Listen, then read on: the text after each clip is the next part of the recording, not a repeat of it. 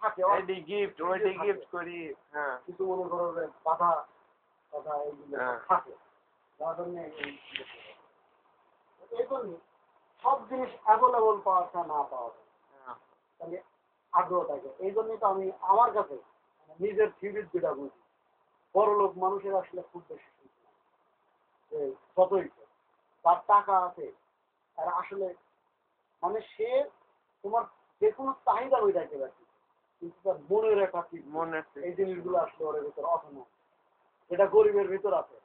একটা গরিব মানুষ দেখো ঈদের দিন একটা দড়ি দিয়ে বাজিয়ে একটা ওই যে টুনটুনি না ৮০ মাসির বোতল বা একটা মুরগি কিনে কিছু পায়েস টায়েস রান্না করে ও যে মজা পায় বড় লোকের বাড়ির জীবনেও ও কিছু পায় না। অ্যাভেলেবল ও কোনো তৃপ্তি পায় না কিন্তু একটা গরিব মানুষ ঈদের দিনটাকে আলাদা ওইসব জিনিস মনে করো যে আবার বোতল নিয়ে মনে করো যে বাজিলে যাচ্ছে সাইড সুইড দেখতে কেউ দেখে আবার মনে করেন যে মজাই আলাদা। লোকজন হেঁটে যাচ্ছে বোঝা যাচ্ছে আজকে প্রথম লুঙ্গিটা কিনে নিয়েছিল একবার ধোয়া দিতে ওইটা করে মনে করেন লুঙ্গি এরকম মনে করেন এরকম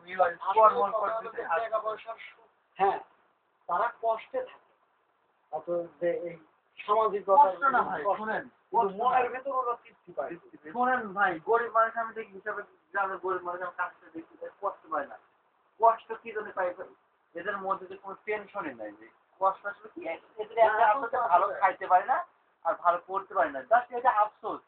আর এই যে বড় লোকের মধ্যে যে আমাদের প্রতিনিয়ত প্রতি ঘন্টা টেনশন এবার ওদের মধ্যে নাই না তবে আমার কাছে গরিবের চেয়ে বড় লোকরাই বেশি সমস্যা না ওই মানসিক অশান্তি অনেক থাকে সমস্যা তো না মানসিক অশান্তি ওই যে দায়িত্ব বেশি হলে অশান্তি তো অবশ্যই হবে। বড় লোক মানে দায়িত্ব বেশি আর একজন গরিবের চেয়ে একজন বড় লোক মানেই তার দায়িত্ব বেশি। আলাদা সেপারেট